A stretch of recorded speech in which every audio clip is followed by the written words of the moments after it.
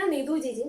ഇന്നത്തെ എൻ്റെ വീഡിയോയിൽ BA കോംപ്ലിമെന്ററി പേപ്പറായ Indian constitution and politics basic features and governmental structure എന്ന പേപ്പറുമായിട്ടാണ് എത്തിയിട്ടുള്ളത്. അപ്പോൾ ഇനിയുള്ള നമ്മുടെ വീഡിയോയിൽ ഈ ഒരു പേപ്പറിന്റെ എല്ലാ മൊഡ്യൂളും ഞാൻ ക്ലാസ് എടുത്ത് തരുന്നതായിരിക്കും. അപ്പോൾ നമ്മൾ ഇന്ന് ആദ്യത്തെ മൊഡ്യൂളിനെ പറ്റിയിട്ടാണ് പഠിക്കുന്നത്. ഇന്ത്യൻ കോൺസ്റ്റിറ്റ്യൂഷൻ എന്നതാണ് നമ്മുടെ ആദ്യത്തെ മൊഡ്യൂൾ എന്ന് പറയുന്നത്. നമുക്ക് എല്ലാവർക്കും അറിയാം എന്താണ് കോൺസ്റ്റിറ്റ്യൂഷൻ. ഓരോ രാജ്യത്തിനും അവരുടേതായിട്ടുള്ള ഒരു കോൺസ്റ്റിറ്റ്യൂഷൻ ഉണ്ട്. അത് എഴുതപ്പെട്ടതാവാം, എഴുതപ്പെടാത്തതാവാം. റിട്ടേൺ ആൻഡ് അൺറിട്ടേൺ കോൺസ്റ്റിറ്റ്യൂഷൻസ് ഉണ്ട്. ഇപ്പം ബ്രിട്ടൻ പോലെയുള്ള രാജ്യങ്ങൾക്കൊക്കെ ആണെങ്കിൽ അൺറിട്ടേൺ കോൺസ്റ്റിറ്റ്യൂഷൻ ആണ് നിലനിൽക്കുന്നത്. അപ്പോൾ ഇന്ത്യ പോലെയുള്ള ഇപ്പം മിക്ക എല്ലാ രാജ്യങ്ങൾക്കും വളരെ ഫ്രീ ആയിട്ടുള്ള, ജനങ്ങൾക്ക് താല്പര്യമായിട്ടുള്ള അല്ലെങ്കിൽ അവരുടെ ഇഷ്ടാനുസരണം തന്നെ ഒരു കോൺസ്റ്റിറ്റ്യൂഷൻ നിർമ്മിച്ചിട്ടുണ്ട്. അപ്പോൾ ഒരു രാജ്യത്തിന്റെ റൂൾസും റെഗുലേഷൻസും അതേപോലെ തന്നെ പൗരന്മാരുടെ റൈറ്റ്സ് ആൻഡ് ഡ്യൂട്ടീസ് എല്ലാം ഉൾപ്പെടുത്തിക്കൊണ്ടാണ് കോൺസ്റ്റിറ്റ്യൂഷൻ നിർമ്മിച്ചിരിക്കുന്നത്. അപ്പോൾ അവിടുത്തെ എല്ലാ ഭരണകാര്യങ്ങളും മുന്നോട്ട് പോകുന്നത് അതിനെ ബേസ് ചെയ്തിട്ടാണ്. കോൺസ്റ്റിറ്റ്യൂർ എന്ന വേർഡിൽ നിന്നാണ് കോൺസ്റ്റിറ്റ്യൂഷൻ എന്ന വാക്കുണ്ടായത്. ഇതൊരു ലാറ്റിൻ പദമാണ്. നമ്മുടെ ഇന്ത്യയിലെ കോൺസ്റ്റിറ്റ്യൂഷൻ എന്ന് പറയുമ്പോൾ നമുക്കറിയാം ലോകത്തിലെ ഏറ്റവും നീളം കൂടിയ എഴുതപ്പെട്ട ഭരണഘടനയാണ് ഇന്ത്യൻ കോൺസ്റ്റിറ്റ്യൂഷൻ എന്ന് പറയുന്നത്. 1950 ജനുവരി 26 ഇന്ത്യൻ കോൺസ്റ്റിറ്റ്യൂഷൻ നിലവിൽ വന്നത്. ഇപ്പൊ നമുക്ക് നോക്കാം എന്താണ് ഇന്ത്യൻ നാഷണലിസം രൂപപ്പെടുന്നതിനുണ്ടായ സാഹചര്യങ്ങൾ അല്ലെങ്കിൽ കാരണങ്ങൾ. ആദ്യത്തേത് വെസ്റ്റേൺ ഇമ്പാക്റ്റ് ആണ്. നമുക്കറിയാം നമ്മുടെ പല രാജ്യങ്ങൾ നമ്മുടെ രാജ്യത്ത് വരികയും നമ്മളെ കോളനിയായി ഭരിക്കുകയും നമ്മളെ സാമ്പത്തികപരമായി ചൂഷണം ചെയ്യുകയൊക്കെ ചെയ്ത കാര്യങ്ങൾ നമ്മൾ പണ്ട് പഠിച്ചിട്ടുള്ളതാണ്. അപ്പോൾ ഇന്ത്യൻ നാഷണലിസം രൂപപ്പെടുന്നതിനുള്ള ഏറ്റവും ഇമ്പോർട്ടൻ്റ് ആയിട്ടുള്ള കാരണം എന്ന് പറയുന്നത് വെസ്റ്റേൺ ഇമ്പാക്റ്റ് ആണ്. ഇന്ത്യൻ ജനതയെ ഒരുമിപ്പിച്ച് നിർത്തുന്നതിനും അവരുടെ ഉള്ളിൽ ഒരു ദേശീയ വികാരം രൂപപ്പെടുന്നതിനൊക്കെ ഇത് കാരണമായി. കൂടാതെ നമ്മുടെ രാജ്യത്തെ ജനങ്ങളുടെ ഉള്ളിൽ അല്ലെങ്കിൽ നമ്മുടെ ദേശീയ നേതാക്കന്മാരുടെ ഉള്ളിൽ ഫ്രീഡം, ഇക്വാലിറ്റി, അതേപോലെയുള്ള എന്താണ് സ്നേഹം, സമത്വം, സാഹോദര്യം തുടങ്ങിയ വാക്കുകൾ അല്ലെങ്കിൽ തുടങ്ങിയ ഐഡിയോളജീസ് രൂപപ്പെടാനും വെസ്റ്റേൺ ഇമ്പാക്റ്റ് ഒരു കാരണമാണ്. കൂടാതെ നമ്മുടെ രാജ്യത്ത് പലതരത്തിലുള്ള സാമൂഹിക, മത, രാഷ്ട്രീയ സ്ഥാപനങ്ങൾ രൂപപ്പെടുകയുണ്ടായി. ബ്രഹ്മസമാജം, ആര്യ സമാജം, തിയോസഫിക്കൽ സൊസൈറ്റി, രാമകൃഷ്ണ മിഷൻ, അങ്ങനെ തുടങ്ങിയ പല സംഘടനകൾ രൂപപ്പെടുന്നതിനും ഈ വെസ്റ്റേൺ ഇമ്പാക്റ്റ് കാരണമാണ്. രണ്ടാമത്തേന്ന് പറയുന്നത് ബ്രിട്ടീഷ് അഡ്മിനിസ്ട്രേറ്റീവ് ഇമ്പാക്റ്റ്. ബ്രിട്ടീഷുകാരുടെ ഭരണം നമുക്കറിയാം. നമ്മുടെ രാജ്യത്ത് വന്നതിൽ ഏറ്റവും കൂടുതൽ നമ്മളെ സ്വാധീനിച്ച അല്ലെങ്കിൽ നമ്മളെ ചൂഷണം ചെയ്ത ഒരു രാജ്യം എന്ന് പറയുന്നത് ബ്രിട്ടനാണ്. അപ്പോൾ നമുക്ക് ഗുണപരമായിട്ടും ദോഷം ചെയ്യുകയും നമുക്ക് അതേപോലെ തന്നെ ഗുണപരമായിട്ടുള്ള പല കാര്യങ്ങൾ കിട്ടുകയും ചെയ്തത് ബ്രിട്ടനിൽ നിന്നാണ്. അപ്പോൾ ബ്രിട്ടീഷ് അഡ്മിനിസ്ട്രേറ്റീവ് ഇമ്പാക്റ്റ് എന്ന് പറയുന്നത് ഇന്ത്യൻ നാഷണലിസം രൂപപ്പെടുന്നതിനുള്ള ഒരു കാരണമാണ്. നമ്മുടെ രാജ്യത്തെ രാഷ്ട്രീയപരമായിട്ടും ഭരണപരമായിട്ടും നമ്മളെ ഏകോപിപ്പിച്ച് നിലനിർത്തുന്നതിനും അതേപോലെ തന്നെ നമ്മുടെ രാജ്യത്ത് ഒരു കേന്ദ്രീകരണ ഭരണ സംവിധാനം രൂപപ്പെടുന്നതിനും ബ്രിട്ടീഷ് അഡ്മിനിസ്ട്രേഷൻ ഒരു കാരണമായിട്ട് പറയാവുന്നതാണ്.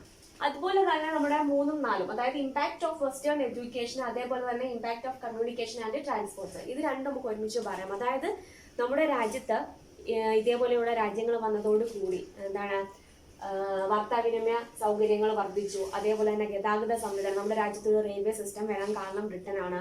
വെസ്റ്റേൺ എഡ്യൂക്കേഷൻ നമുക്കറിയാം, ഇംഗ്ലീഷ് തന്നെ നമ്മുടെ രാജ്യത്തെ ഒരു ഫോമൽ ലാംഗ്വേജ് ആയിട്ട് മാറിയത് വെസ്റ്റേൺ ഇമ്പാക്റ്റിന്റെ ഇതായിട്ട് റീസണായിട്ട് നമുക്ക് പറയാവുന്നതാണ്.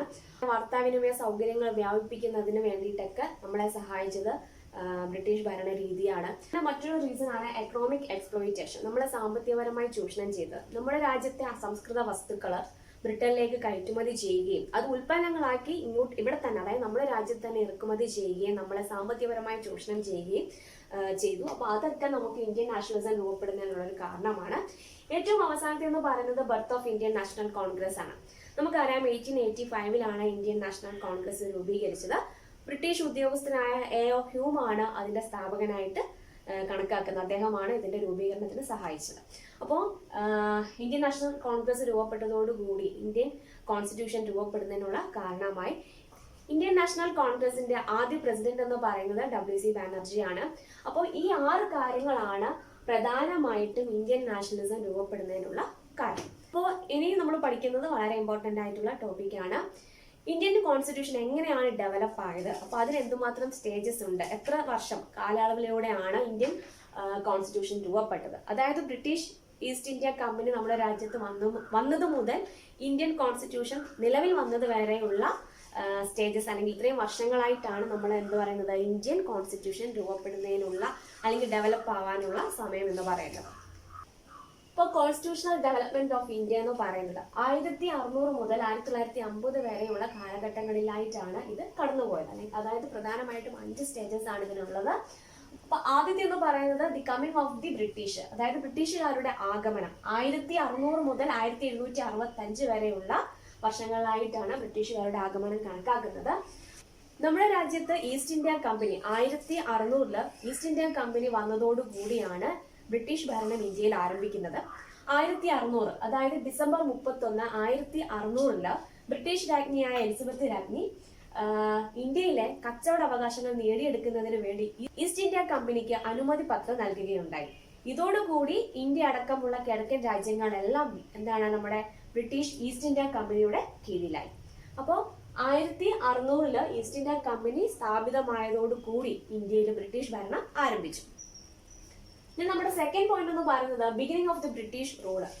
ബ്രിട്ടീഷുകാരുടെ ഭരണം ഇന്ത്യയിൽ സ്റ്റാർട്ട് ചെയ്യുന്നത് 1765 മുതൽ 1858 വരെയുള്ള വർഷങ്ങളായിട്ട്, അല്ലെങ്കിൽ ഈ ഒരു കാലഘട്ടമാണ് നമ്മുടെ beginning of the British rule എന്ന് പറയുന്നത്.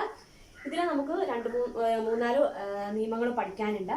ഇതിൽ മെയിനായിട്ടുള്ള കാര്യം എന്ന് പറയുന്നത് ദിവാനി അവകാശം അല്ലെങ്കിൽ ദിവാനി അധികാരം എന്ന് പറയുന്നത്. ബംഗാൾ, ബീഹാർ, ഒറീസ തുടങ്ങിയ പ്രദേശങ്ങൾക്ക് ദിവാനി അധികാരം ഈസ്റ്റ് ഇന്ത്യ കമ്പനിക്ക് ലഭിച്ചതോടുകൂടി ഈ പ്രദേശങ്ങളുടെ ഭരണം മുഴുവൻ ഈസ്റ്റ് ഇന്ത്യ കമ്പനിക്കാണ്.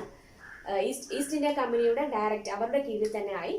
ഈ പ്രദേശങ്ങളിൽ നികുതി പിരിക്കാനും അതേപോലെ അവിടെ ഭരണം നടത്താനും ഒക്കെ ഉള്ള അധികാരം ഈസ്റ്റ് ഇന്ത്യ കമ്പനിക്ക് ലഭിച്ചു. ഇന്ത്യയിൽ ഭരണം നടത്തുന്നതിന് വേണ്ടിയിട്ട് ചില നിയമങ്ങൾ ബ്രിട്ടീഷ് പാർലമെന്റ് പാസ്സാക്കുകയുണ്ടായി. അപ്പോൾ ഈ ഒരു സെക്കൻഡ് സ്റ്റേജിൽ നമുക്ക് 4 നിയമങ്ങളാണ് പഠിക്കാനുള്ളത്. അതെന്താണെന്ന് നോക്കാം. അപ്പൊ രണ്ടാമത്തെ സ്റ്റേജ് ആയ beginning of the British rule. അപ്പൊ ഇതിൽ നമുക്ക് പഠിക്കാനുള്ള ആദ്യത്തെ നിയമം എന്ന് പറയുന്നത് റെഗുലേറ്റിംഗ് ആക്ട് ഓഫ് 1773. അപ്പൊ 1773 ബ്രിട്ടീഷ് പാർലമെന്റ് നടപ്പിലാക്കിയ ആദ്യത്തെ നിയമമാണ് റെഗുലേറ്റിംഗ് ആക്ട് എന്ന് പറയുന്നത്. അതായത് ഇന്ത്യയിൽ വളരെ കൃത്യമായിട്ടുള്ള ഒരു ഭരണ സംവിധാനം കൊണ്ടുവരുന്നതിന് വേണ്ടിയിട്ട് ബ്രിട്ടീഷ് പാർലമെന്റ് പാസ്സാക്കിയ നിയമമാണ് റെഗുലേറ്റിംഗ് ആക്ട് എന്ന് പറയുന്നത്. ഈ നിയമത്തിന്റെ ഭാഗമായിട്ട് ഗവർണർ ജനറൽ എന്നൊരു പോസ്റ്റ് ഇന്ത്യയിൽ രൂപപ്പെടുകയുണ്ടായി. കൽക്കട്ട, ബോംബെ, മദ്രാസ് തുടങ്ങിയ പ്രദേശങ്ങളൊക്കെ ഗവർണർ ജനറലിന്റെ കീഴിലായിരുന്നു. രാജ്യത്തെ ഭരണ പ്രവർത്തനങ്ങൾ ഏകോപിപ്പിക്കുന്നതിന് വേണ്ടി കൂടിയാണ് ഈ ഗവർണർ ജനറൽ എന്നൊരു പോസ്റ്റ് കൊണ്ടുവരികയും അതേപോലെ കൽക്കട്ട, ബോംബെ, മദ്രാസ് തുടങ്ങിയ പ്രദേശങ്ങളുടെയൊക്കെ അധികാരം ഗവർണർ ജനറലിന്റെ കീഴിലാണ്. കൂടാതെ ഒരു സുപ്രീം കോടതി കൽക്കട്ടയിൽ രൂപീകരിച്ചു. അതായത് ഒരു ചീഫ് ജസ്റ്റിസും 3 ജഡ്ജിമാരും അടങ്ങുന്ന ഒരു സുപ്രീം കോടതി കൽക്കട്ടയിൽ സ്ഥാപിതമായി. അപ്പൊ ഇന്ത്യയിലെ ആദ്യത്തെ സുപ്രീം കോടതി വരുന്നത് ഈ ഒരു സമയത്താണ്. 1773 റെഗുലേറ്റിംഗ് ആക്ടിലൂടെയാണത് നടപ്പിലാക്കുന്നത്. അപ്പൊ രണ്ടാമത്തെ നിയമം എന്ന് പറയുന്നത് 1784 ക്വിറ്റ് ഇന്ത്യ നിയമമാണ്.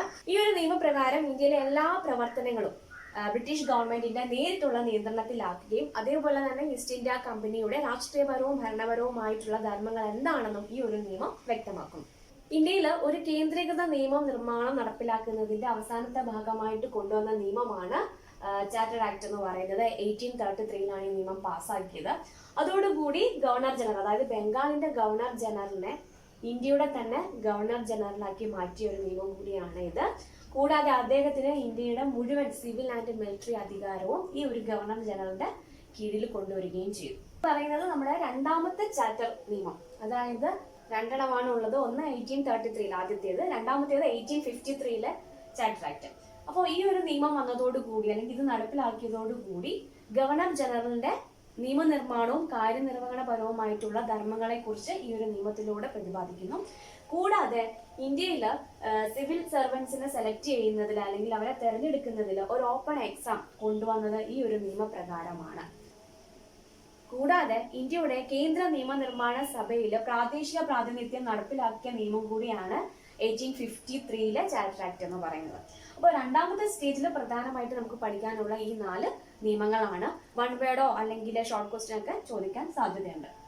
അപ്പോൾ നമ്മൾ ഇന്ന് 5 സ്റ്റേജിലെ 2 സ്റ്റേജസ് ആണ് നമ്മൾ ഇന്ന് പഠിച്ചത്. ഇനി ബാക്കിയുള്ള 3 സ്റ്റേജുകൾ അടുത്ത ക്ലാസ്സിൽ അല്ലെങ്കിൽ അടുത്ത വീഡിയോയിലൂടെ ഞാൻ പറയുന്നതായിരിക്കും. അപ്പോൾ ഇന്നത്തെ വീഡിയോ ഇവിടെ അവസാനിപ്പിക്കുകയാണ്. അടുത്ത ടോപ്പിക്കുമായി അടുത്ത വീഡിയോയിലൂടെ കാണാം.